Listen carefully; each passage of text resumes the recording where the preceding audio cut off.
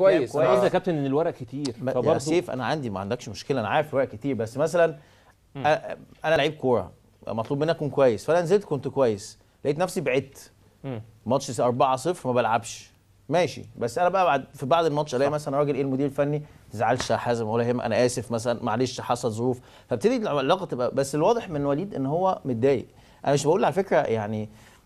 حاجه صعبه، بس انا قصدي ان الراجل لازم ياخد باله من المواضيع دي، ان اللي بره انت هتحتاج لهم، ما تعتمدش على ال11 بس ولا ال12 اللي انت بتشغلهم، لان ممكن واحد تاني من بره خالص يجي هو اللي يخلص لك الدوري، فلازم تبقى علاقتك بالفرقه كلها وبتدي فرصه للناس كلها، ما تبقاش حاطط قافل نفسك على ايفونا مثلا ده. يعني ايفونا ده انت قافل عليه جدا ومش مدي الفرصه للناس حواليه. دي اللقطه اللي انت بتتكلم عليها حازم، لا قبليها في واحده 72 رامي البتاع، انا عايز اقول له انت متضايق من ايه يا ابني؟ ده انت كويس انك بتلعب في الاهلي يعني هو بيتعصب على يعني احنا ضامنين انك بتلعب في الاهلي، بيتعصب على مؤمن تقريبا نرفزه حصلت في الملعب او حاجه، زي ما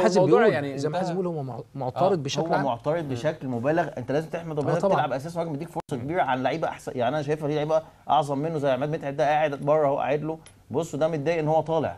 على ايه؟ ده انت مضيع ما بتجيبش جوان، احنا جايب الناس ده هو ممكن يكون متضايق من نفسه يا كابتن حازم، هو ممكن يكون متضايق من نفسه يعني ان مثلا ضيع فرص في الملعب. احنا بس انا بتكلم فيها يا وائل ان الاهلي تحركاته هجوميا فرقه كويسه جدا، لكن ينقصها الفينشنج، لان انت النهارده كان ممكن ماتش يتأزم عليك زي ماتش وادي دجله ويحصل فيك نفس اللي حصل في وادي دجله. هو ده اللي المدربين بيلعبوا عليه، احمد مجدي جاب الجون صح، هو ده اللي المدربين بيلعبوا عليه، الجون بتاع وادي دجله هو صح في نص الملعب عدى جون،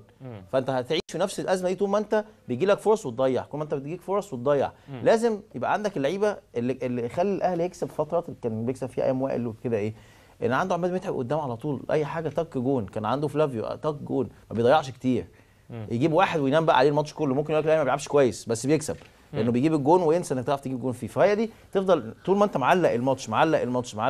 مع فرقه. النهارده كابتن شاوي غير عمل ماتش كويس جدا، لاعب تشكيل كويس وتشكيل هجومي على فكره، ها وامير عبد الحميد ظهر بشكل رائع بصراحه، امير لاعب النهارده ماتش عالمي وشال كذا انفراد بشكل كويس، خصوصا الشوط الثاني لما حصل ضغط شويه من النادي الاهلي الشوط الثاني، لكن انت طول ما انت بتعلق الماتش بتعلقه لغايه دقيقه 70 والدقيقه 80، فهي دي المشكله، انت ممكن تترد بجون مش هتعرف تعوضه تاني، فلازم عشان كده تلعب احسن 11 لعيب، مش لازم ان انت ممكن تكون بتحس ان هو ده كويس او انت بتحبه اكتر او انت احساسك ان ده احسن، لا هو مش احسن، ممكن في واحد احسن. الجمله يا كابتن فعلا اللي انت بتقولها النهارده وانت عندك عدد كبير من اللاعبين وكسبان 3 و4، لازم تدي اللعيب اللي ترجعه تاني يبقى عندك ورقه بديله، انت هتحتاجه، يعني كابتن حسام هو مدير فني ما بتحتاجش 12 لعيب في الدوري يا سيف ولا 13، بتحتاج كل الناس، فلازم تبقى علاقتك باللعيبه في الملعب وبره الملعب تكون كويسه عشان تديله، عشان انت هتحتاج له تلاقيه موجود.